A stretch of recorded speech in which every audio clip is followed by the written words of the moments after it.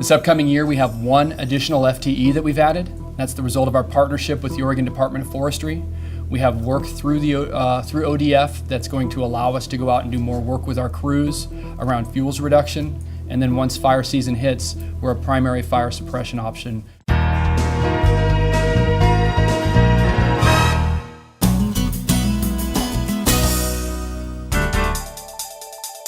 Why does Jackson County spend its budget the way it does?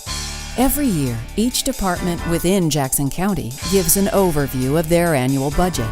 This helps to give insight and understanding into why money is being spent, how it's being spent. I thought I'd start off by talking a little bit about our economic impact to the community, because I think that's vital for you guys to know what the airport actually does. The total combined direct output from all airport aviation-related tenants, capital improvements, and visitor-related expenditures was estimated at a little over $262 million.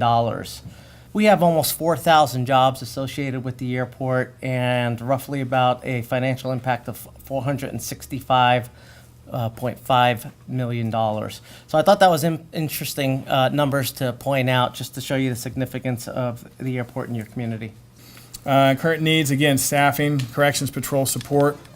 I am mindful of the limitations. I understand the PERS requirements. I understand the budgetary impacts, and I understand that the county has done an excellent job with managing these impacts. And so while I understand that these are needs to say, I also understand the extraordinary effort the county has gone through to fund the sheriff's offices and the criminal justice programs. But I do think it is fair for me to just make you aware of the increased workloads that we've experienced and some of the things that we're trying to accomplish at the sheriff's office. And again, the new jail, that's a big need. The community will have to decide on that. And that's fine. I think the community should decide if that's the route we're going to go. But that is an important aspect of the criminal justice system. And hopefully in November, the community will decide whether or not we move forward. But we have to have a plan in case that doesn't go forward. And we want to be able to still improve things in Jackson County. Currently, the Oregon Health Authority is going through a bidding process for an extension of the current contracts, which are there are 16 CCOs that were stood up originally. Then there were 15 statewide. In Jackson County, we have 3 current CCOs operating in Jackson County. We have Primary Health, All Care, and Jackson Care Connect. As part of this process, another entity threw in expressing interest via CCO. That's Providence. We're not sure whether they're going to actually do anything down in this region or if it was just a placeholder because we haven't had any discussions with them. So the Medicaid system that was stood up some 6 years ago locally, there's a lot of ambiguity right now as to with this contract reawarding that will start in January 1st of 2020, what will be the impact of the current populations that are being served by the existing CCOs and what that shuffling might look like. So it makes it very difficult to plan right now, particularly when you have 3 different CCOs operating within a community that are unsure about their own contract future. The Chronic Failed to Appear program is a program that we did in collaboration with the court, the jail, and community justice. And it's really pretty amazing the kind of numbers that have come out of that program. In 2018, there were 87 defendants who were arrested on the Chronic Failed to Appear. Those 87 people represented 2,521 failure to appears.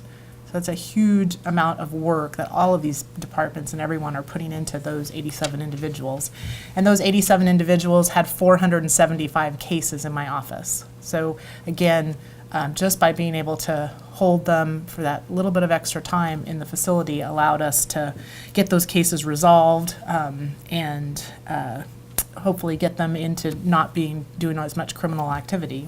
This upcoming year, we have one additional FTE that we've added. That's the result of our partnership with the Oregon Department of Forestry.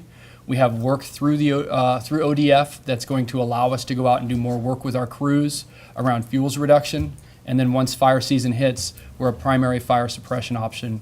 So many wins come out of this program. Not only is this a vital need in our community to make sure that we have teams of people to reduce fuels, that we have another fire resource once the fires do break out, but it also helps train people for the workforce. Our folks that are justice involved, once they get some clarity, some sobriety, the structure of working within a program, are often very talented and valued employees within our community. So being able to provide them the opportunity to go to work for fire programs and for forestry endeavors really gives everybody a win on that one.